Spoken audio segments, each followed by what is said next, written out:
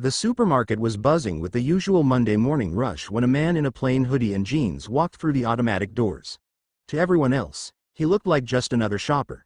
But in reality, he was the CEO of the very supermarket chain, choosing to go undercover to see how his employees were treated and how his stores truly operated. As he pushed a cart slowly through the aisles, his eyes scanned more than just the products. He studied the workers, their tired smiles, their quick hands stacking shelves, their small interactions with customers. Then his attention stopped on the checkout lanes. There, at the very end, was a young cashier. Her arm was wrapped tightly in a sling, the kind you only wear when something is seriously wrong.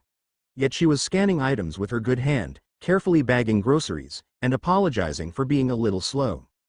The undercover boss watched as customer after customer passed through her line. Some were patient. Others sighed, tapped their feet, or even muttered under their breath about the wait. But the cashier didn't complain once. She just smiled, thanked them sincerely, and kept going. When it was his turn, he placed just a few items on her belt. Up close, he could see the exhaustion in her eyes, but also something else, determination. He asked softly, "Shouldn't you be resting with your arm like that?" She gave a small, almost embarrassed laugh. "I probably should. But if I don't come in, I don't get paid. And I've got bills to cover. My little brother's medicine isn't cheap."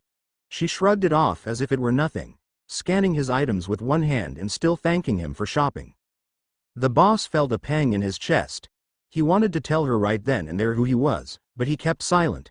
Instead, he lingered nearby, pretending to check his receipt while he watched her keep working, one-handed, never once losing her composure.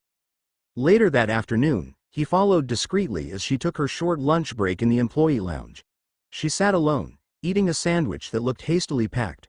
From her phone screen, he overheard a soft voice, her younger brother, thanking her for promising to buy his medication that week. Her face lit up at his voice, but he noticed her wincing as she adjusted her sling. That moment hit him harder than anything. Here was one of his employees, working injured, sacrificing her own comfort, putting her family above herself, all while keeping the store running smoothly. He stepped outside, took a deep breath, and knew exactly what he had to do. The next morning, the staff was called in early for a surprise visit from corporate. Whispers filled the room. Everyone wondered what it was about. Then the man from yesterday walked in, not in his hoodie this time, but in a crisp suit. Gasps rippled through the room as the cashier's eyes widened, realizing the customer she had served was actually the CEO. He walked straight up to her. "Yesterday, I saw you working with one arm, still giving customers your best. I also overheard why you're pushing yourself this hard." His voice grew firm, but warm. "No employee of mine should ever have to choose between healing their body and paying for their family's needs." The room went silent. All eyes were on the cashier, who looked down, blinking fast, clearly overwhelmed. The CEO placed a folder on the table.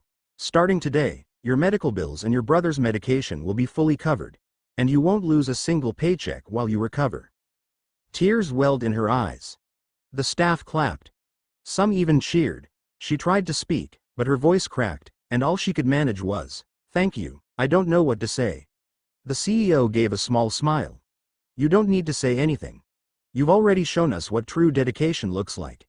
And in that room, surrounded by stunned coworkers, a young cashier with a broken arm suddenly realized she wasn't just an employee, she was valued, seen, and appreciated in a way she never expected.